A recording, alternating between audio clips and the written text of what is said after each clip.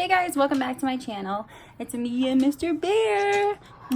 He's got a big ball in his mouth, but I just had to show you guys my dog. His name is Samson, but we call him Mr. Bear, Bear.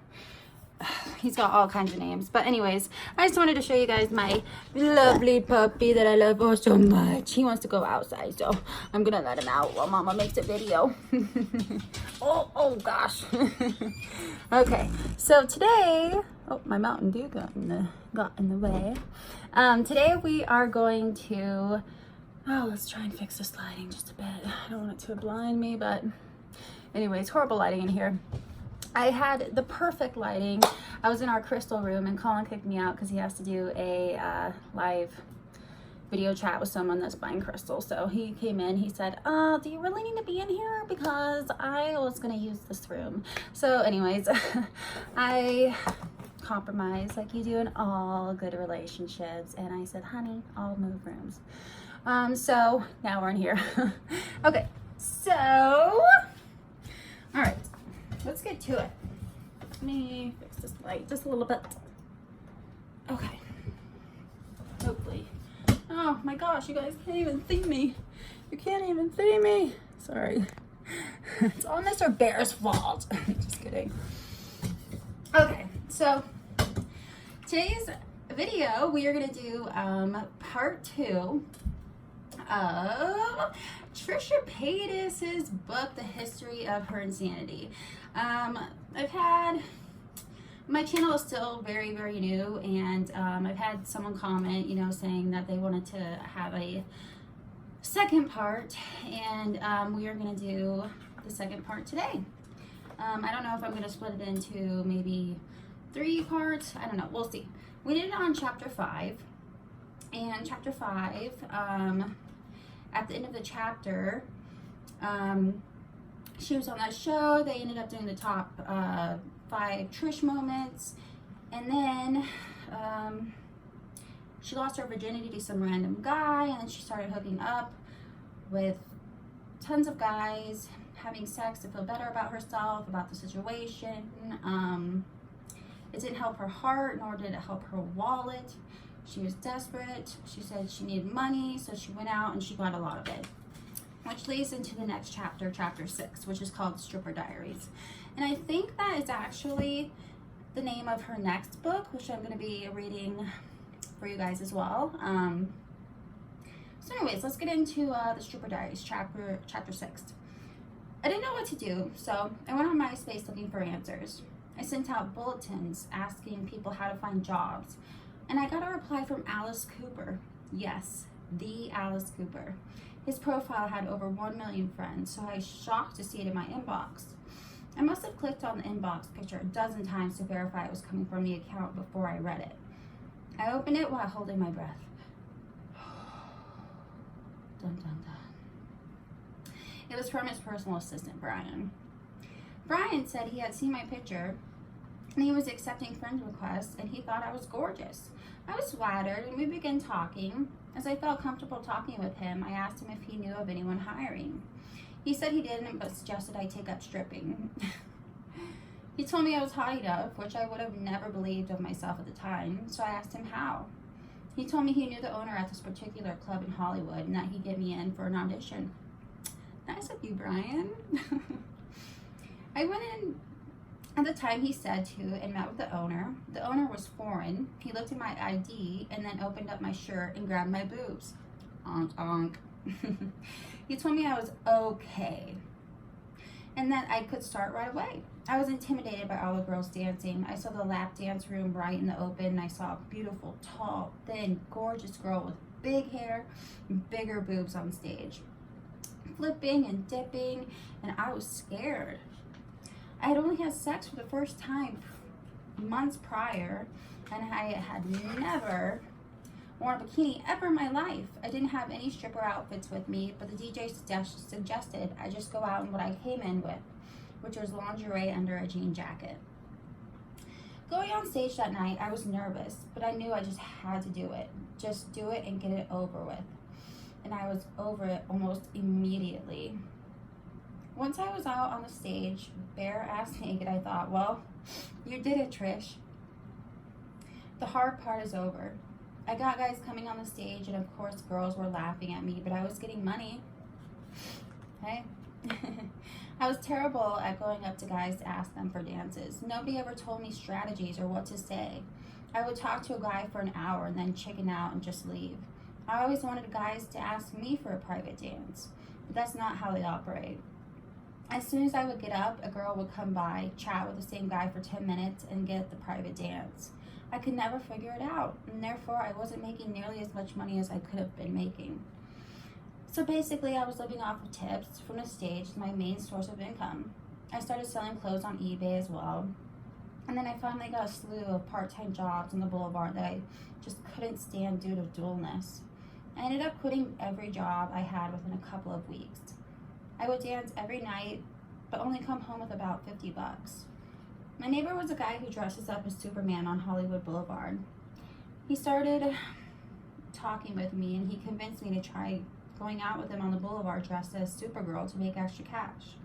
I didn't want to at first, but he said Jimmy Kimmel Live came out all the time and used him for TV sketches and paid union rates. So I went out, and I actually got to be on one episode of Jimmy Kimmel Live.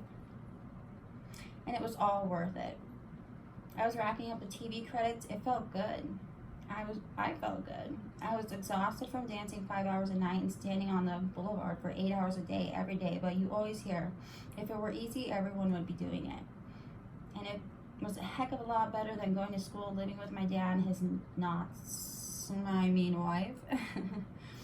Brian finally asked me out on a date one night, and I agreed. Nobody had taken me out on a date. He was my first. I was almost 19 and I was going out on my first date. The guys I was having sex with never took me out. They just invited me over to their houses to hang out. Around midnight on occasion. I didn't know what Brian looked like. All I knew was he had been Alice Cooper's personal assistant for like 20 years. To this day, Brian was my favorite first date. He picked me up, brought me flowers, and had little bags full of gifts for me to open at dinner. He took me to the Grove, but it was too crowded, so we ended up eating at a place called Hamburger Hamlet in the Valley. It was awkward to be out with him. He was in his late 40s, but looked a lot older, slightly balding, bleached hair, and not a handsome face. But I did not find him but she did find him endearing. I opened my gifts at dinner, and they were a bunch of Alice Cooper memorabilia, like CDs, DVDs, and even a used makeup towel from the tour. Thanks, Brian. I found Brian fascinating because all he had done in his life, how he had gotten the job with AC and all the other Hollywood adventures he had experienced. I've always had an attraction to older guys. Daddy issues? Perhaps, but I've never dated, nor have I slept with a guy under 30 years of age. Heck, I've only slept with one guy in his 30s. Everyone else was older. I always say you have to be over 40 to ride this ride. Okay, like I need to be any more perverted. You get it. Nevertheless, I liked Brian as a friend, but I wasn't sexually attracted to him. Besides, he went to strip clubs, and that just was a turn-off for me. I did go back to his apartment out of politeness. Being over-polite is a bad habit of mine. I can't say no to people. We picked up ice cream and went back to his place. We ate it on his couch, and out of nowhere, he looked at the clock and said, "It's midnight. Now I'm going to kiss you." And he did. He kissed me with a scoop of mint chocolate chip ice cream in his mouth and transferred it into mine. It was cold and unromantic, but I did give him a good minute of make-out time. He tried to go further, but I told him I was celibate, which was a lie. Reoccurring theme. I gotta kind of stop and evaluate that. So she wrote this is when she was 19. And a lot of the drama going on Facebook, YouTube right now is Trisha lying, and I love Trisha so much. And I know another girl that I grew up with that has problems with pathological lying, and I kind of think Trisha's a pathological liar. I mean, she lied. She mentions earlier in the book, if you guys remember, just lying to kids in school, saying that she was going to LA, but she would lie about, just being in movies and things like that. lying to get toys and things from her dad, just lying to make things in situations better for her. And she could never admit to being wrong. And right now she's, over 18 days sober, and it's just kind of sad because 18 days into sobriety, if she was on pills and all these things, if she just quit cold turkey, she would be feeling those withdrawal symptoms the first couple days, not 18 days later. So it's just kind of hard. It's sad. I wish she wasn't, a liar, but she says here, which was a lie, a reoccurring theme, so anyways, he stopped and he said he understood and then drove me home. I didn't think I'd hear from him again, and I was okay with that. Ladies, a word of caution. If you're meeting someone off the internet in person, make sure you see a picture of him first. Don't let him pick you up at your house and meet him in public. I was lucky Brian was not a stalker, but not so lucky with others. This would be foreshadowing, so highlight that for your thesis. Brian actually did call me the next day to my surprise, and he actually asked me out on a second date. This was a new concept to me. Don't have sex right away, and they may actually want to get to know you. What a novel idea. He wanted to go out that night, but I had to work at the club, and that was the truth. He showed up that night at the club, and he was my first lap dance customer.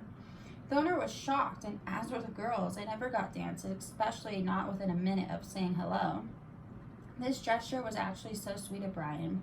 I know many of you may be like, Trish, this was just his way to get you naked. But he had known about my struggles with stripping and how it didn't come easily to me. He was very sweet, respectful, and kept his hands at his sides. As soon as he left, the owner fired me. That sucks. I was confused. I had just gone to dance. That's the problem, he said. You've only gotten one dance the month you worked here, and it was from your boyfriend, so get your stuff and leave. The one income I really needed just to make ends eat, and I was fired. I called Brian to pick me up, and he didn't answer. A customer from the club followed me out and heard my phone conversation, and he offered me a ride home. I didn't think anything of it except I needed a ride, and it felt safer than the bus, so I accepted. Side note, I smashed my little beetle bug my third day of living in LA by hitting a parked car in my complex parking lot. It was a hit and run by me, but it wasn't hard to track me down. My locks never worked, my car never ran so well after that, so I used it sparingly. Here's the part where I'm swallowing spit and rubbing my eyes and wondering if I need to put this in the book. I like to sugarcoat things. Yeah. But I want to let these feelings, emotions, and experiences out so I don't have to hold them in anymore. So I'm just going to do this and say this in hopes that I can genuinely help even just one person not go through this. This guy drove me past my house and up looking over LA. I was a little scared because this was not wanted, nor was it even offered. He told me I looked scared and to relax, and that he wasn't going to take me home, or that he was going to take me home. It was a Lifetime movie come to life. I've watched way too many Hollywood stories about aspiring actresses being murdered because they were floozies or what you have. I really thought this was my punishment for stripping. I remember praying to God that I'd stay alive, and that if I didn't, to forgive me for all of my sins. As my eyes closed, I felt a hand go up my skirt, and I heard his seatbelt come off and his zipper go down. A car went by, and he stopped a minute. My dog came in. Baba. You silly bud. Come here. Come here. He likes to get us cookie scratch. Oh, I scratched a cookie. I wish you guys could see him right now. Look up here. Look up. I see him. I know. Oh, you're hitting me with your wagger. Ouch, ouch, ouch, ouch, ouch. All right.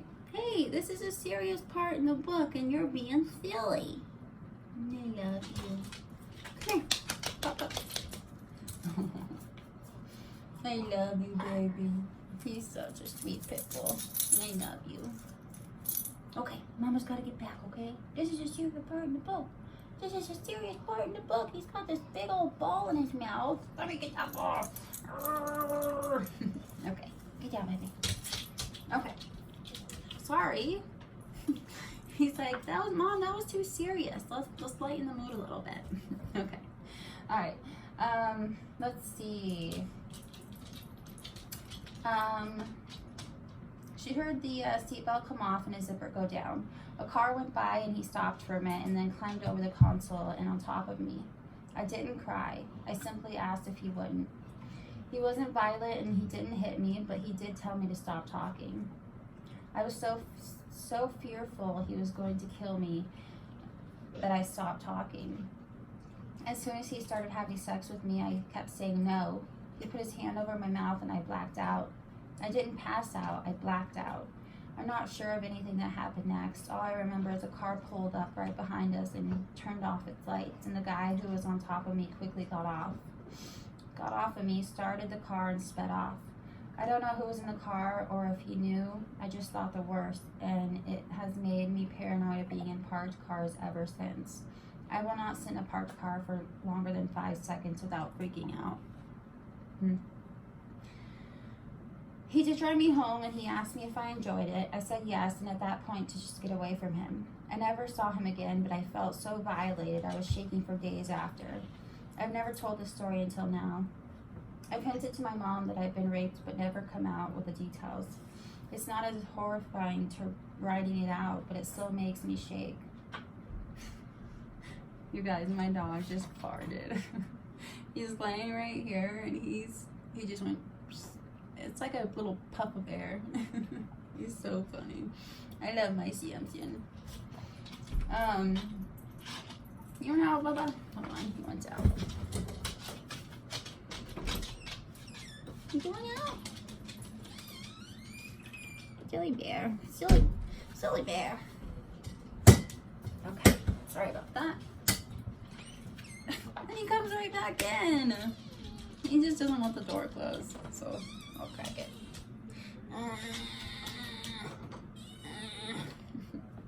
Okay. Mr. Bear, I know you want to play. Mama gotta... He's like, Mom and Dad are both on the phone. It's okay, baby. Go lay down.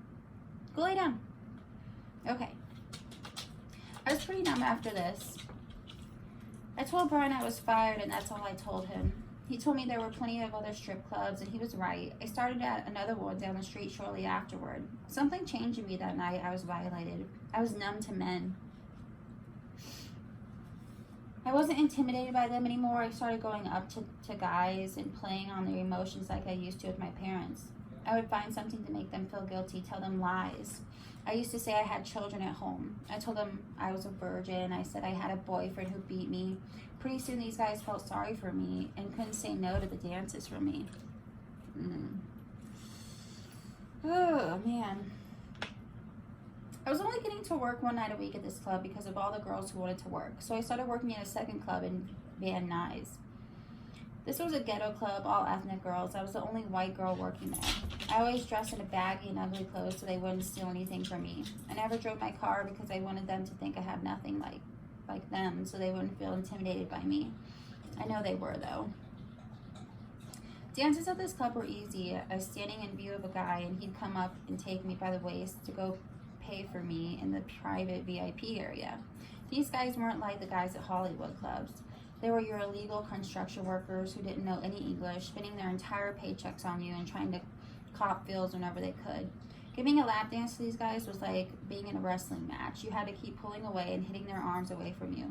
Guys would stick their nasty ass fingers in places that made me cry. I hated myself after working these shifts, but it was easy money, and pretty soon I just didn't care anymore. I drank in the back and blacked out during the dances. I couldn't take it. Day after day, I never took drugs, never wanted to. I had such an addictive personality, I'm scared. I'd get addicted and could never stop. I can't stop searching for love, can't stop eating, can't stop shopping, and for a while I couldn't stop having sex. I just knew I needed more days at the Hollywood Club. I couldn't get more days, but a girl who went by the name Exotica took a liking to me. She mentioned she had a side business where she hired girls to go to guys' houses for private dances. and they made 3 times what we made at the club. I sounded enticing. She told me it wasn't dancing we'd be doing, and I immediately got scared and backed out. I may be a dancer, but I'm not a prostitute. I said no thank you, went home, and cried. I got on my knees and prayed day in and day out while working at the clubs and at the boulevard. I prayed to find another acting job. I even went to church again. My dad took us every Sunday, but my mom never got into the habit. Not 2 hours after morning mass, I got a call from the producer I worked with at the Greg. Gosh, I have a problem pronouncing this guy's last name. I've never heard of him. So, the Greg Burden Show. Trish, I'm working on a new show and I want you on it. It'll air on Sci-Fi and it's with Stan Lee. Are you interested? I didn't know who Stan Lee was at the time, but you bet your bottom dollar I researched him up and pretended to know. The producer got me a fast pass to audition, meaning I auditioned straight for the producers. My producer helped me create a superhero for the show who wants to be a superhero. Season 2.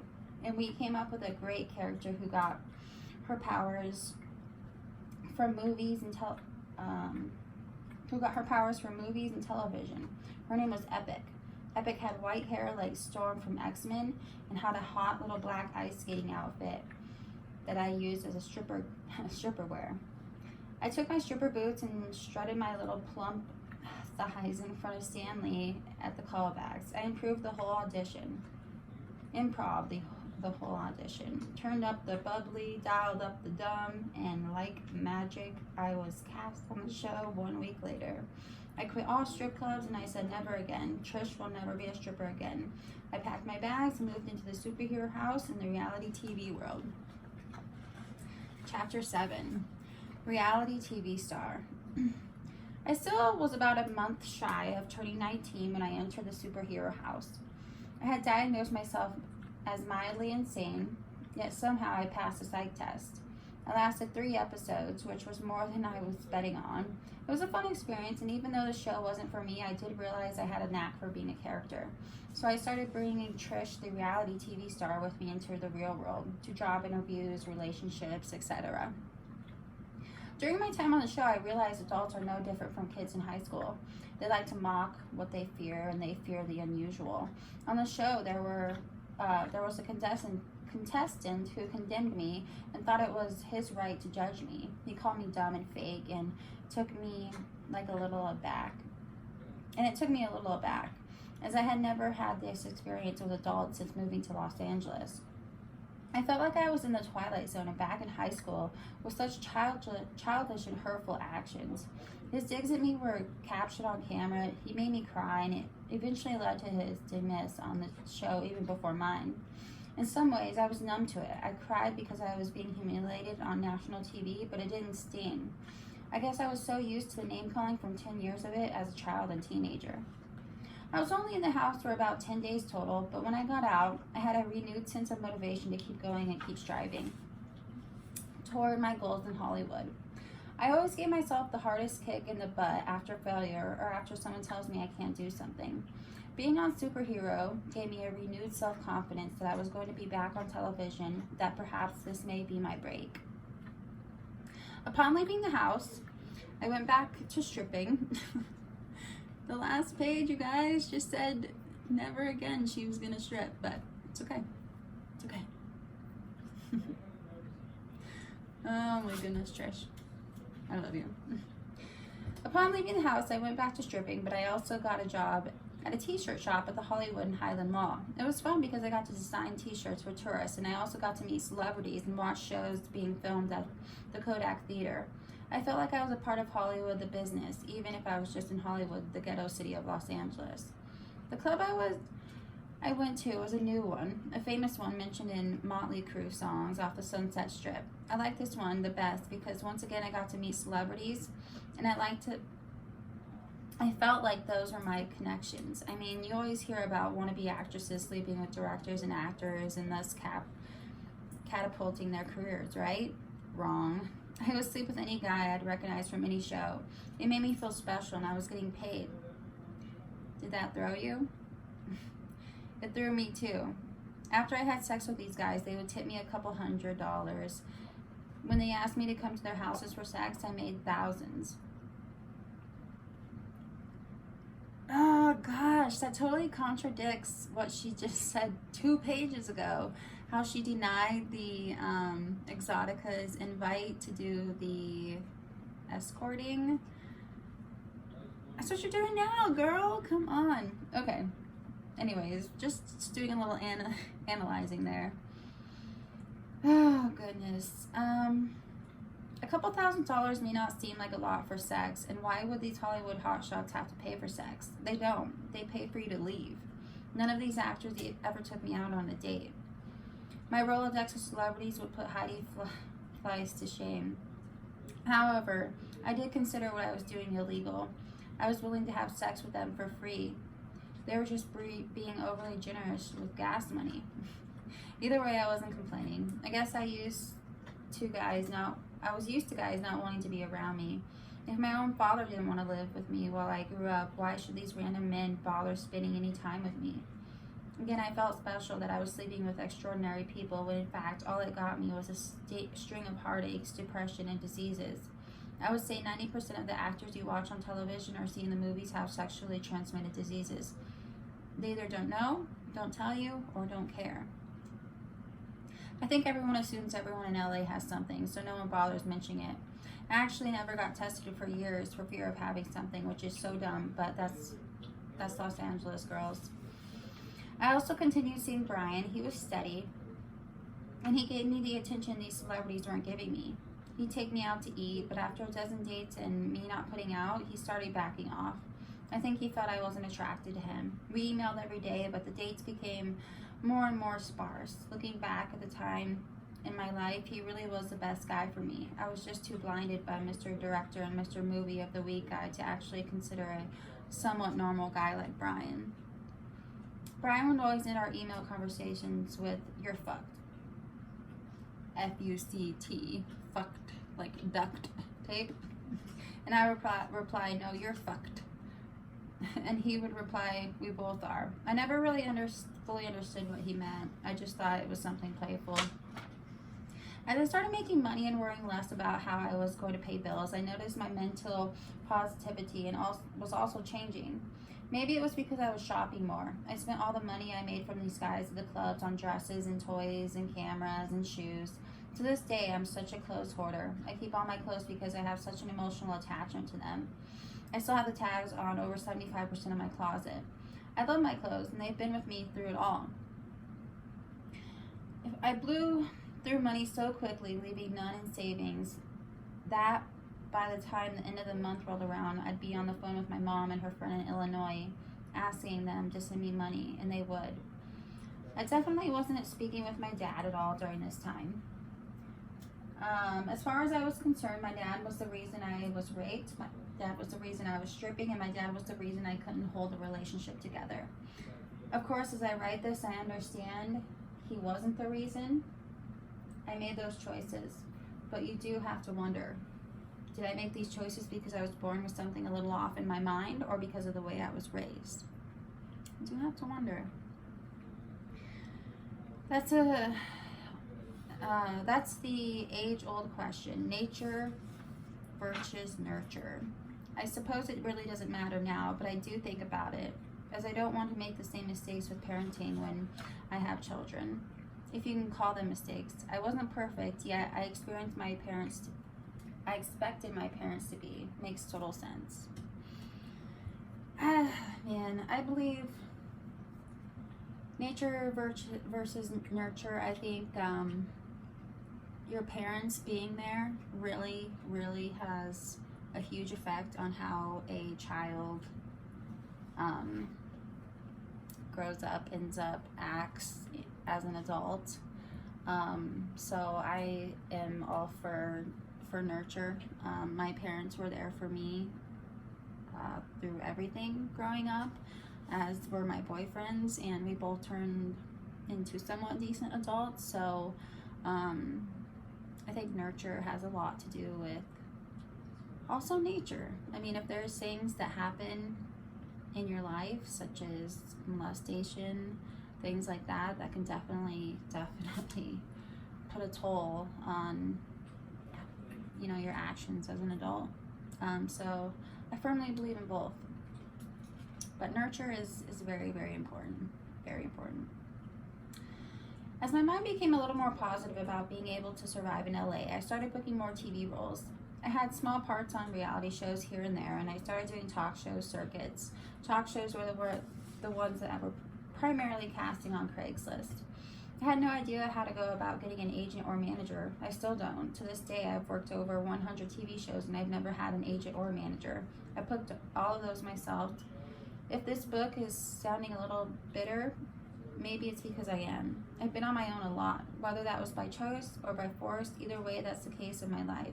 I've always made my own opportunities in my own way in this world. No one gave me handouts. I may have gotten breaks, but that was only because I was putting myself in those situations. Even writing this book, I have no publisher. I have no one who showed me interest in it, but it's something I wanted to do, so I'm doing it. If one person buys this, I will be happy because someone cares about me and my story. If no one buys it, it's been the best therapy money could never buy. I bought it, girl. I'm supporting you. Superhero aired this summer after filming. I spent my 19th birthday alone in my apartment, blogging on MySpace, taking sexy photos, and making YouTube videos. If you go to my YouTube channel and go to my video from May 8, 2007, you'll see my 19-year-old me dressed as my Mr. Blonde from Reservoir Dogs, dancing to Stuck in the Middle with You. That was my 19th birthday. If you do happen to find the video, you'll also notice my dining room with no table chairs, just a huge pile of clothes on the floor behind me. It should also be noted that though I started my YouTube channel for my MySpace admirers to admire me more, it turned into a shrine and tribute to Quentin Tarantino. At this time, Quentin's movies were my inspiration for wanting to act and move to LA. For my 17th birthday, my mom had taken my sister and me to see Kill Bill Volume 2, and I remember looking at Uma Thurman and just being in awe at her talent, beauty, and overall ability to kick ass. Not only did I love the setting of the films, like Pulp Fiction and Jackie Brown, but I also envisioned moving to LA, meeting Quentin Tarantino, and him asking me to marry him on the spot. We'd live happily ever after in his mansion, and I would star in all of his films. Well, not to my surprise, I actually did get to meet Quentin right around this time. Remember earlier when I mentioned that if I wanted to meet someone, I will find a way? I owe this one to director Ali Roth. I mentioned their names because they were the only positive people I had encountered in the Hollywood world, for the most part. They weren't sleazebags, at least not in my experience. I, along with hundreds of thousands of other people, was friends with Ellie on MySpace. What was cool about his page as opposed to other celebrity pages was that he actually blogged and responded to fans. I know I emailed him a couple of times via MySpace, and at the first time he left a comment on my photo of mine, I remember I panicked. I was getting attention from someone of importance, and it wasn't because I was having sex with him. I had never even met him. I guess he took notice of my admiration for Quentin Tarantino. My name was Grindhouse Barbie on MySpace. My entire background was QT's face, and every video on my page was of me acting out scenes from Quentin's movie or reciting monologues performed by Quentin himself. One day, actually, I got a private message back from Eli telling me about a special screening of some movie at the New Beverly Cinema down the street from me, and he hinted that Quentin was going to be there. I immediately jumped on that and was the first in line for that screening. I went by myself, as I did most places when I was living in Hollywood, but I distinctively remember Eli and his brother coming up to me. They recognized me from MySpace. Eli asked if I had met Quentin yet. I said no, and he took my hand and led me to Quentin. Did I mention the reoccurring thing of me blacking out in this book yet?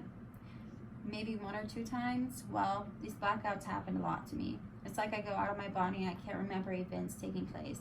After being introduced to Quentin, I remember him asking me if I was a girl who stood out on Hollywood Boulevard as the Wonder Woman superhero. As Wonder Woman, Supergirl, but close enough. Then he said something about me doing YouTube videos, and that's all I remember. I do remember a guy came and he took a photo of the three of us, which I thought was cool because I didn't ask for one, and I don't think anyone did because it's not cool to ask for photos with celebrities. Some photographer took the photo, gave me his card, and said he'd send it to me. He never did, but it was okay. I met Quentin a few more times at book signings and stuff, and he always remembered me. And of course, it was more than appropriate to get photos at those type of events. If you're still on my YouTube page, look up Hi to Quentin Tarantino. It's me on The Price is Right spinning the big wheel. Drew Carey asked me who I wanted to say hi to as I was spinning, and I said hi to Quentin Tarantino, hoping he'd be reminded how beautiful I was, and that he called me up and asked me to marry him. Never happened. To this day, Quentin is my only idol that I've met who didn't disappoint me. He was always gracious to me and gave me hugs, and it just felt nice to be treated well by any guy, much less by a guy I looked up to. I'm still a huge fan of him to this day. I think meeting Quentin was the first time I got a sense of the power of YouTube. If I had never made those videos about Quentin, Eli would have never seen them, and I would have never had the opportunity to meet my biggest hero. It was kind of surreal but exciting. Who else could be watching my videos? What else could become of them? That's funny because today she made that one about Keanu Reeves. So hey, it's her biggest platform. Keanu, you might see it. Girl, you might. Two lonely people come together to become one. Little Spice Girls for you. I have to say, on one more side note, on Eli Roth and the MySpace days, I also owe Eli the biggest thank you for my best friend in the whole world, Jeff. Jeff had co-written the Fox trailer Thanksgiving with Eli, and it was featured in Quentin Tarantino and Rob Rodriguez's Grindhouse. So obviously, I friended Jeff via MySpace after seeing him on Eli's Top Friends. Jeff is the one and only constant friend I've had in my life. He knew what a crazy stalker fan I was of the trailer, the movie, and of QT. Then he was embraced by my crazy from early on. We talked for years online and on the phone before we actually met in person, but even now we talk almost every day. He's my best friend and biggest supporter, and he's been with me through pretty much the rest of this book. He knows all my secrets, and he's never judged. Jeff, I love you so much. I'm so happy my crazy ass stalked you and your friends on MySpace, because we truly are two peas in a very messed up pod. Thank you for loving me unconditionally.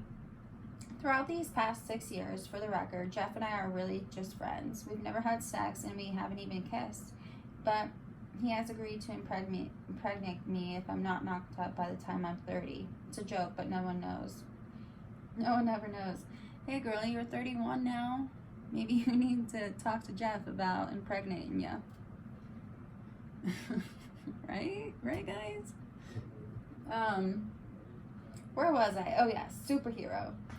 Aired that summer of 2007. I didn't get my big break, but my comic book posters of Miss Limelight, the character name had to be changed from Epic due to copyright issues, were all over Los Angeles. It was pretty exciting to be on a television show that had posters hanging on walls in Silver Lake and aired commercials during prime time.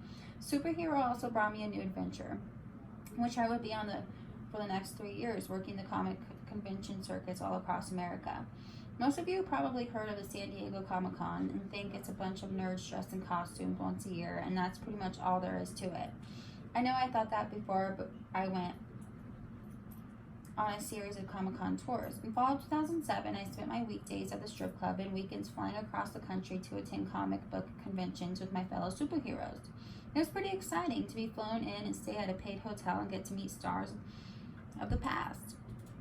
For those of you who've never been to a Comic-Con or any Comic-Con outside of San Diego, the San Diego one, let me just give you a brief overview of what takes place at this kind of event in Nowheresville, Midwest, USA. Comic book conventions take place at a convention center or hotel ballroom, and celebrities, i.e. people who might have been on TV back in the 1970s, sell their photos and sell their souls for $20. Oh. Let's see. There are also vendors who sell merch, comic book artists who sell their literature, food, costume contests, and a whole lot of locals who put on their best Halloween costumes and parade around in a room full of people just like them. I would say it's a place for nerds to go and not be judged. But after years and years and years of working these shows, I now know firsthand nerds are the most judgmental. If the metal isn't perfect on your slave Leia costume, or you don't know what a stormtrooper is, as was the case with me. FYI, there are the one in Star Wars who look like white robots. They laugh at you. Literally, they laugh at you. Crazy, right? I was getting booked through this guy who had approached all of us in the superhero cast after the show had aired. He had a bunch of D-list actors, and I thought, well, why not? What do I have to lose? These conventions were solely about money for me at the time. I sold my Limelight headshots for $10 and maybe made an extra $500 a week. My booking agent took 10%, so it was a little less than that. Plus, I had to pay for food and for my costume to get clean. Around this time, I started bleaching my hair bright blonde, so that was always an added expense when I went out of town. Over the years of the Comic-Cons really became more about the experience of meeting people who knew who I was and who wanted to meet me. Whoever mixed with my following were people who wanted something from me. This was the beginning stage of my paranoia. I think once I felt the pressure of being in the public eye, even a very minor way, it messed with my psyche, my sanity, if you will. Hi, Bobby. He just wants to go and play. He loves to play. Huh. Does he love to play and he loves to get your butt scratched? That's what he wants. He wants his butt scratched. I love you. I love you. I love you. That's my baby. Okay, you keep making Mama lose her spot. Come here. Pop up, Bubba. Come here. Come here. Pop up. Pop up. Yeah, you are. I can't give you a kiss.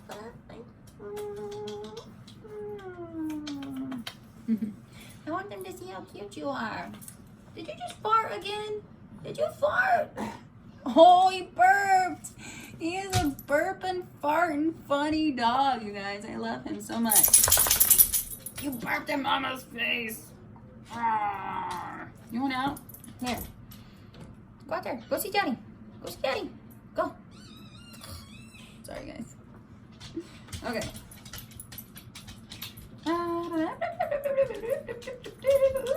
Okay. Yeah, so it messed with her psyche, it messed with her sanity, if you will. Of course, living with any guy who looked at me and lived in anything but an apartment really didn't help my mental state either. But I didn't understand until many years later after many therapy sessions. I'm jumping ahead of myself. We'll get there. We will, right? You're gonna keep reading, won't you? Okay, I'm gonna keep reading. I noticed my fans were mostly middle-aged men who kind of surprised me. Which kind of surprised her. I thought I came across as very wholesome at the time we taped the show, and even at these conventions, my Limelight costume was tame in comparison to all the girls rocking around with pasties and no pants. However, it was cool to have many fans at all. Even to this day, I don't really consider myself as someone who has fans. I like to refer to people who follow my life and career, whether it's on television or the internet, as supporters, because really up to this point of me writing this book, what have I really done to earn fans except live my life? It's kind of wholesome. Either way, I'm grateful to you. Yes, you, because you are reading my life story, which says you care about my life, hopefully in a positive way. But either way, you care about what I do, and that's all I've ever really wanted in life, for someone somewhere to care about me. I care about you. I've DM'd you on Instagram, Trish. You'll probably never see this video, but I've DM'd you because you're going through a really tough time right now. I can relate with you on tons and tons and tons of levels, but I understand. I don't know, can't get back to everyone, right? But I support you. After a full 8 hours of signing, we'd go back to the hotels. I was only 19, so I wasn't old enough to go to bars, but I'd always follow up with the stars who gave me their numbers. That's another thing you should know about these more random Comic-Cons. There are big orgies. Yes, this is true. I was invited to some fan orgies, but people who bought tickets to the con would gather in a room for sex, but I've always been a one-on-one sex kind of girl, so I never partook. If you're a pretty girl, or in some cases just a girl with a vagina, a lot of times these D-list stars would invite you to their hotel room for a bit of an ego boost. Let's face it, if you are a celebrity with a national acting credit under your belt, it must be a bruise to your ego to have to go around and sell your autographs Do you think Johnny Depp asked for people for a $20 bill when they see him on the streets? No. So my theory with the D-list stars, and I use this term lovingly as I've dated too many to name, is that they want to relive a little bit of their heyday by scoring all these Comic-Con chicks. I don't say this in judgment. I say this in observation. I started being one actor's constant at each convention we'd go to. He was an actor on a big show in the early 1980s, and he showed up to these conventions with a motorcycle from the series and took pictures with all the ladies sitting on it. He was suave and charming. I met him at 19 and began a sexual relationship with him at the second convention I attended. To this day, I still get invited to conventions, and I always look to see if his name's on the list. I'm pretty sure he has since retired from the circuit as well, but he still gives me butterflies. He was buff, and he was a star to me. I bought all the DVDs from his shows from Amazon, and I'd watch them on my downtime. Every convention we worked together, I grew more and more attached to him, and more attracted to him. I researched him as well as his show, and I did find out he was married with children. Yet I continued to sleep with him. I'm not really sure why, but I do feel that between this and being an escort to married men, it has brought me... Interruption. Like 5 pages ago, she just... with Exotica, she just said she was too good to be an escort, and now she's admitting to be an escort. So anyways, just another analyzing again. Anyways. Yeah, so being an escort to married men, it has brought me a lot of bad relationship karma for me.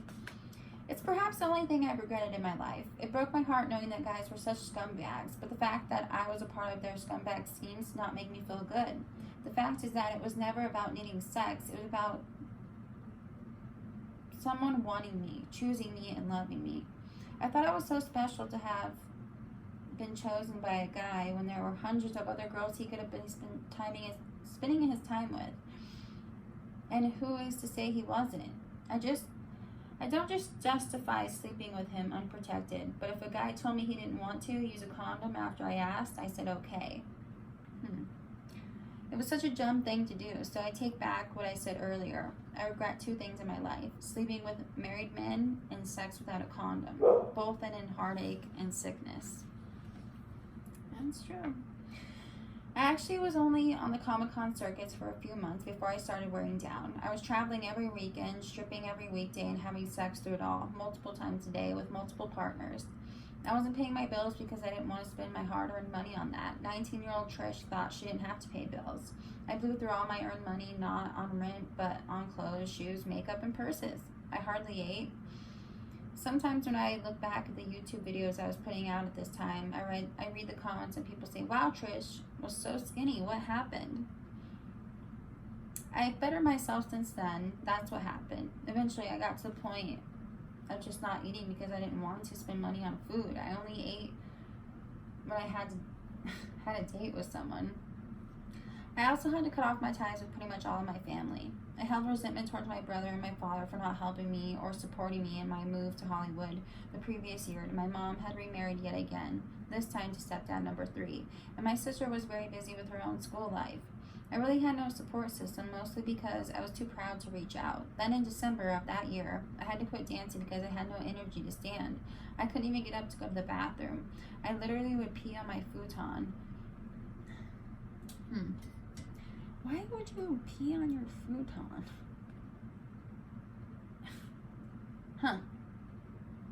Let's find out why. That night, when I couldn't even get up on my own, was the night I picked up the phone, called my dad, and asked him to rush me to the hospital. Chapter 8, Failing Hollywood. My dad picked me up at midnight when I called, no questions asked. He helped me to the backseat of the car where I lay down. I remember being in so much pain. This was the first time I felt so close to death. I remember praying for the first time in a long time, just asking God to forgive me, whether I lived or I died. I wanted God to know this was the life that This is a life I thought I'd be living. I didn't understand how I had spiraled out of control. But I put the blame on anyone but myself. I blamed my dad for not helping me out. I blamed men I've slept with me and then left me. I blamed my mom for not showing me how relationships worked. In fact, I had made the choices on my own, and I thought I knew everything. I never regretted my first move to Hollywood because I wanted to be on TV and my dad wasn't going to let me do it. Sometimes you only get one opportunity in life to make your dreams come true, but then again, sometimes you get a dozen. I can relate to that because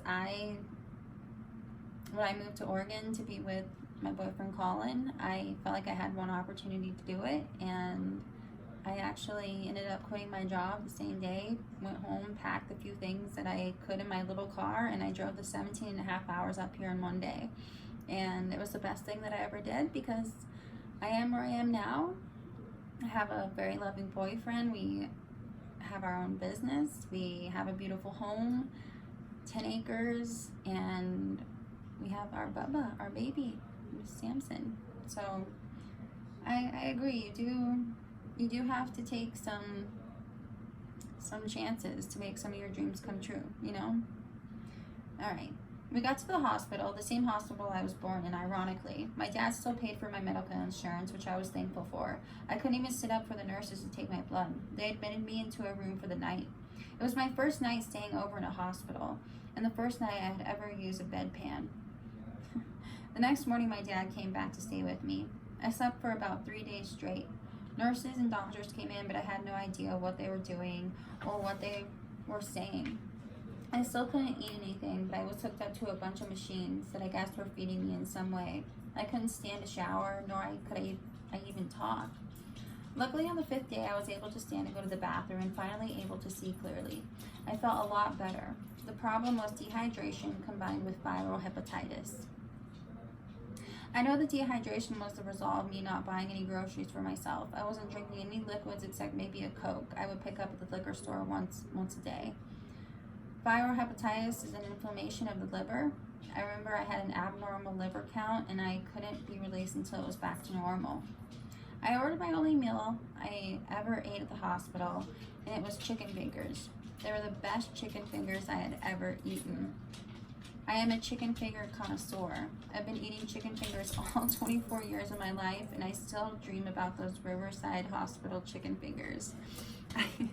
I can relate to that too, because back in high school, we had a snack bar that they called them Crispitos, and when I moved to Oregon, all the delis, like at the grocery stores and like random little markets, they had Crispitos, and I first thing I did, I called my best friend. I was like, Frank, oh my God, they have Crispitos here in Oregon, because I dreamt about those Crispitos all the time because they were so good. They're these like taquitos with chicken and cheese inside. Oh, they're so good, and I'm so thankful they're in Oregon. So totally relate to that. Oh, and they had these chicken. What was it? Was it orange chicken? I don't know what it was. It was just like chicken and french fries. They were so bomb. So anyways,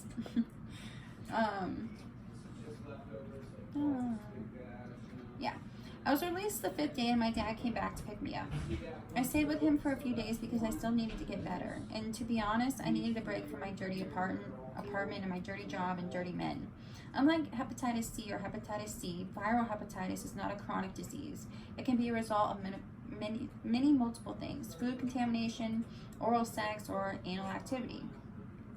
It can also be brought on if you live in a nursing home, travel internationally, or work in healthcare or sewage occupations, as it's a feces-carried disease.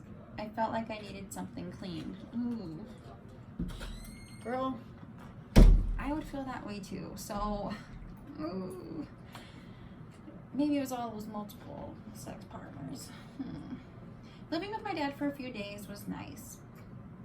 I had all the liquids I wanted and all the medications I needed, and it was warm and it was clean and it was familiar. I just watched TV all day and didn't have to worry if I was going to be making money and how much. After staying there, talking with my dad, I told him I was behind in my bills and a great deal of credit card debt, and I had no job. I wasn't going to tell my dad I was basically a hooker.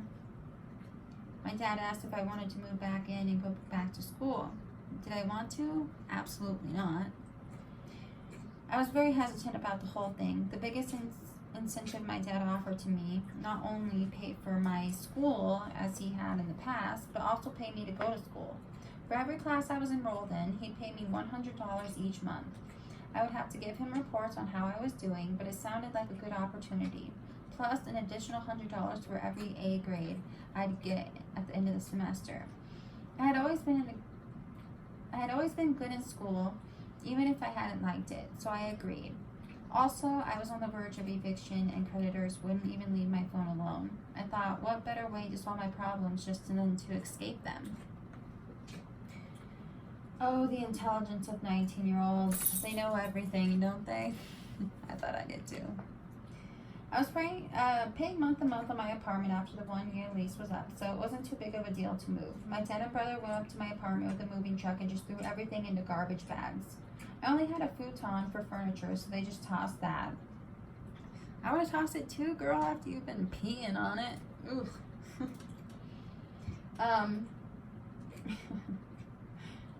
Let's see. It was the easiest move I ever been through. Hey, Bubby. Samson. No lickies. They can probably hear you licking in the background. My dog has OCL. No, OLD, obsessive licking disorder. Samson, no lickies. That's one of his commands, because he seriously, Bubby, no lickies.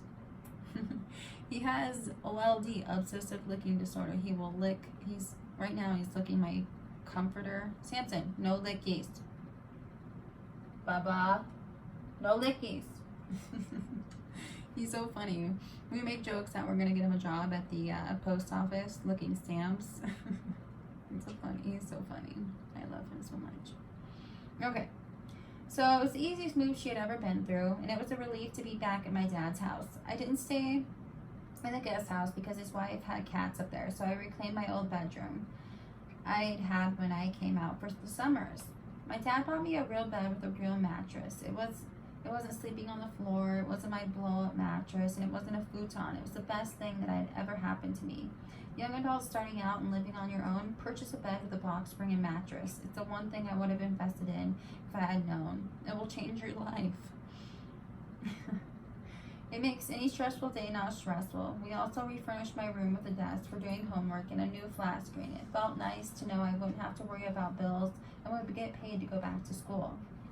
I enrolled in classes the winter of 2008 at the same local community college I had started 2 years prior. I was going part-time so I would not be overwhelmed. I took an English class and a math class and an online Western civics class. I made it through my first semester pretty easily, but I was getting restless. I missed going on auditions and I missed dating. My dad made a deal. If I kept up with my college, I could drive to LA on my own and do whatever I needed to do if I let him know. It was the first sign of my dad giving up a little of the control he always wanted to have over me. I continued taking a couple of classes over the summer, but they were fun classes. One was an acting class. I was around people with the same interests as I had. And the professor was a young theater actor who reminded me of the choir teacher on Glee. He was fun and flirty, and it was just what I needed to break away from the huge house I lived in with just my dad and his wife. It inspired me to continue pursuing my dreams of entertainment. All the monologues I performed in class, I also put on my YouTube channel. I filmed in my dad's living room. I posted other videos more regularly on my YouTube as well. I was more inspired, more creative, and more tan. It was fun to have that outlet. When my real life wasn't all that exciting, my cyber life sure was. Driving up to LA was also my outlet. And maybe I didn't get to do every student film I wanted or go up for every last minute commercial, but it was still sufficient. And after a few months off, I wanted to get back into Comic-Con circuit. This time, it wasn't about the money. It was about being around people and being around Mr. 80s television sitcom co-star, as my sex life was non-existent at my dad's house. I went to these conventions in my little costume, had my Comic-Con boyfriend, and flew back home to reality. I think this messed with my head. If you have a side life, a sort of fantasy life, when you do head home to reality, you can get severely depressed. It's awful to have to go to class where no one acknowledges how awesome you are every time you walk into the room. I was so used to people wanting pictures with me and wanting to do with me and wanting to talk to me. I was sort of shell-shocked not to have anyone care who I was or what I was doing. My relationship with my mom was starting to get stronger that year as well. She was going through some shaky times in her new marriage. I really only met stepdad number 3 a couple of times. Once at a Comic-Con in Novi, Michigan. And once when they came out for my brother's college graduation. However, I always wanted to listen to my mom. I missed her, and I always genuinely felt we had the strongest mental connection to each other and my family. She understood my ways and the reasons I did the things I did. I don't think anyone else could ever grasp it. We talked on the phone a few times a week, and she and my sister sent me care packages. My sister Callie came out more often to visit to get away from the situation back there, and we became much closer. We started becoming friends rather than just sisters who had to live together because we had the same mom. I turned 20, and I felt a little bit of anxiety that I was wasting my life in this town, going to college, living with my dad, and being isolated. I was itching to move back to LA after the summer, but I could never seem to save any money. I'd get checks from my dad, and I would go spend them on tanning or nails or some designer shoe. I just could not get my financials together, nor was I going to find anybody to rent to me because of my credit condition. So in a sense, I was stuck at my father's place. My father had gone through some financial struggles a few years prior due to bad investments, and that's when he started going to daily mass. He got up and went every morning, and he still does today. In the fall, I went back to stripping secretly in the city of Industry, which was about an hour away from my dad's house. I would say I was going to work at a funeral home overnight, so it wouldn't seem weird I'd be coming home at 4 a.m. I hated lying to my dad, but I really wanted to make extra money to get out of town where I was living and back in LA. I also wanted to quit school above anything else. I wanted attention again. I wanted to feel loved. When I performed on stage, these clubs, I felt like a star. Everyone wanted me. Everyone waited for me to get off stage so they could talk to me, dance with me. It made me feel fulfilled, made me feel beautiful. What didn't make me feel beautiful was the unwanted grabbing. Patrons were never supposed to touch us, but this strip club was paying us to be molested every night. I would cry on the way home, and I was stopped by 3 or 4 fast food chains to eat. I didn't gain weight because I was dancing 8 hours a night, but food was my comfort, and it had been when I was a child. It was something I could rely on, and it made me happy and calm. I'd get home, and my dad's office light would be on. He would wait up for me every night. I always saw this as a positive sign that my dad cared. He might have been overprotective, but he cared about me, and I had started to see this since my hospital incident. I was feeling emotional conflicted. Here my dad was paying me to go to school, allowing me to continue my dreams of acting and waiting up for me, but all the while I was lying to him, stripping for money and getting molested every night for attention and binge eating to no end. I talked to my dad about being depressed and confused about my direction and purpose in life, so he suggested I go to church with him if I wanted. I started to go with him every day, even on the mornings I came home at 4 a.m. I'd wake up to go to church. Talk about a good versus evil struggle. I'd do something that was morally wrong and also mentally abusive to myself at night, and in the morning I'd pray for God's forgiveness. I was also praying for direction. The biggest constant prayer for my life, I am always struggling to find where I'm supposed to go in life. I really want to make God happy, and I also want to make myself happy. Why is this so hard for me? I have the same issue, girl. It's not just you. It's hard. Life's hard.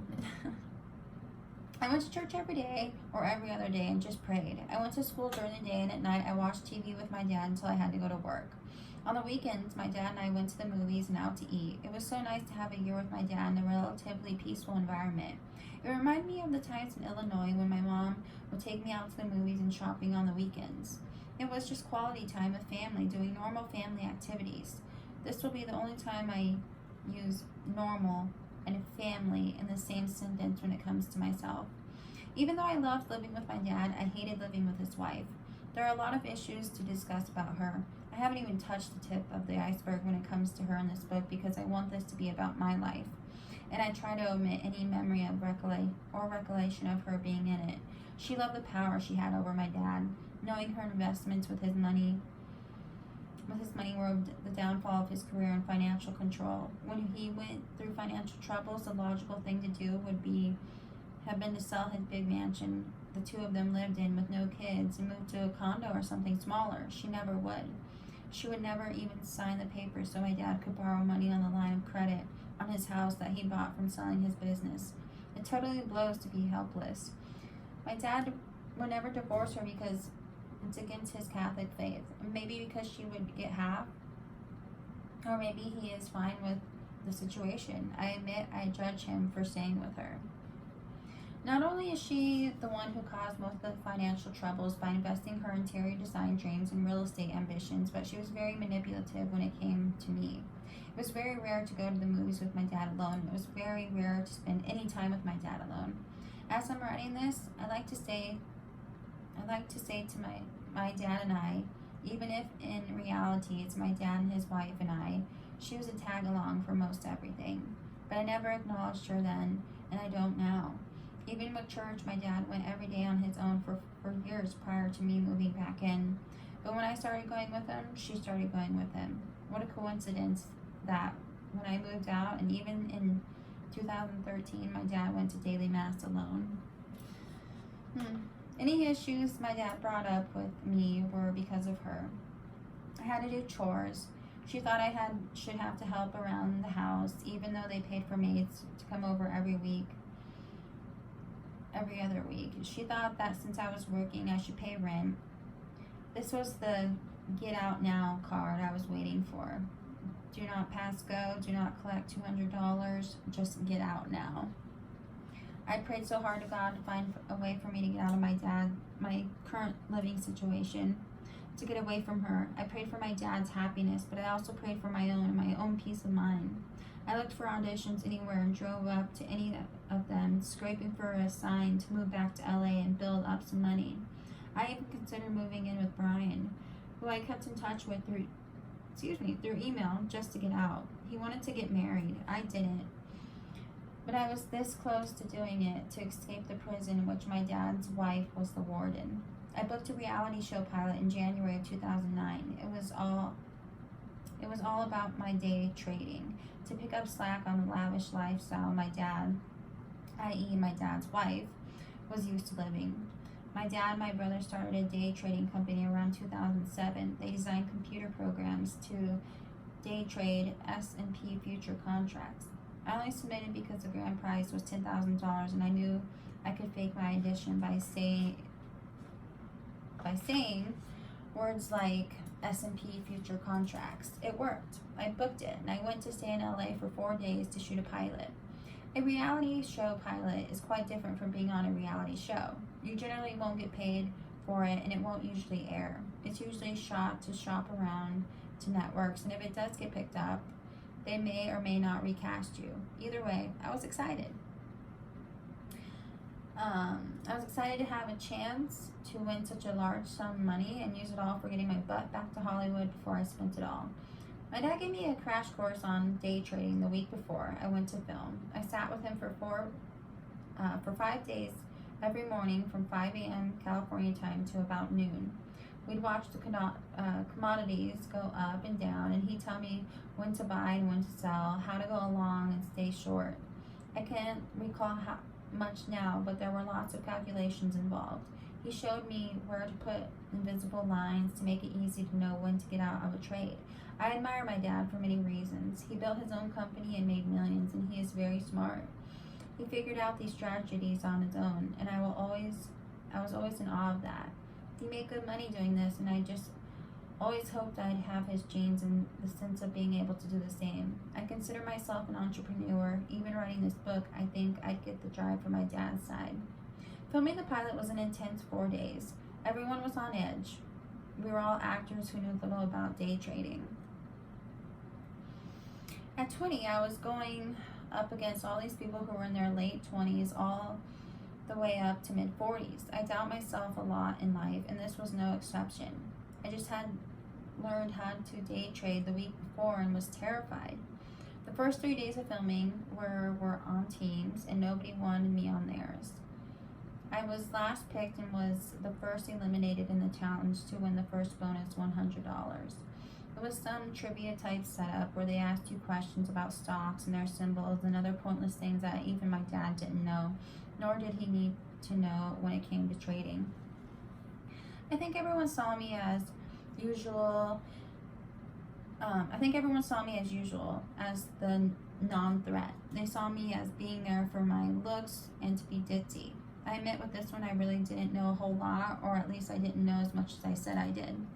The third day, we were in the teams of 3, and this was to eliminate people for real, to be out of the running for the grand prize. We were trading live on a dummy account, but with that day's market was one of the most exhilarating experiences that I've had. I knew when my dad and I were trading, we always made a huge profit. As a team of 3, we each got an hour to trade. I was right in the middle of the day, and I did not like trading when I didn't get in at the beginning of the day because I couldn't use information from the previous day's stock reports. We were trading stocks for not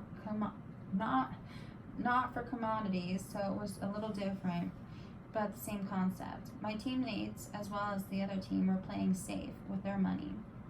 Trading a few stocks here, selling a few stocks there, probably playing with a total of 50 different stocks. It was a weird method, a strategy I knew nothing about, so I stuck with what my dad told me. I remember everyone, including the creators and producers, was shocked by what I was doing. I can't remember this day's big events. All I remember is my teammates telling me the cameras they were against something, but I did it anyway. By the end of my hour, we were tens of thousands of dollars ahead of the other team when all of a sudden someone kicked our computer out and it was all lost and shut down on our end. We went back to 0 and we were penalized for a technical error. It was devastating. Fortunately, the last guy squeaked by the other team by mere dollars. We did win that round and we had to face off against each other to see who would go into the final day. Everyone on my team got his or her own computer, and we had one final hour of trading to do. The 2 who made the most in that hour got to advance to the final round of the competition, which was trading an entire day, 1-on-1. In a weird turn of events, the only other girl competing and I advanced to the final 2. It was bizarre, and I don't think anyone was expecting that. That morning of the final showdown, I consulted with my dad about the day before, and he gave me 3 big stocks that he would invest in for the day. I took those and ran with them. Right as soon as the stocks opened, I bought 300 shares of Google for a ridiculous price and a few shares of eBay for safe measures. Then just rode those out the entire day.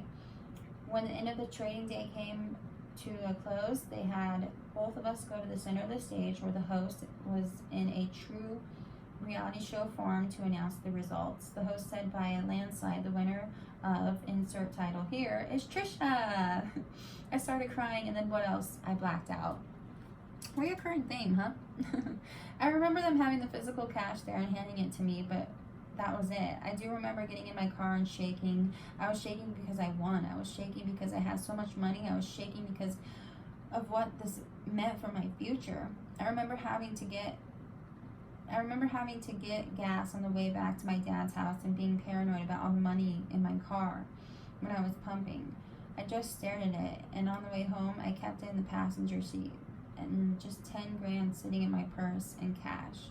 I remember calling my dad to tell him, and the pride in his voice was something I had never heard before. We went out to dinner. His wife came too, of course, to celebrate. There was a thought in my mind that perhaps I would use the money to get a boob job. My boobs had been uneven since I was 12. I was always hoping that they'd even out over time, but they never did. At age 20, my right breast was a D cup and my left was a B cup.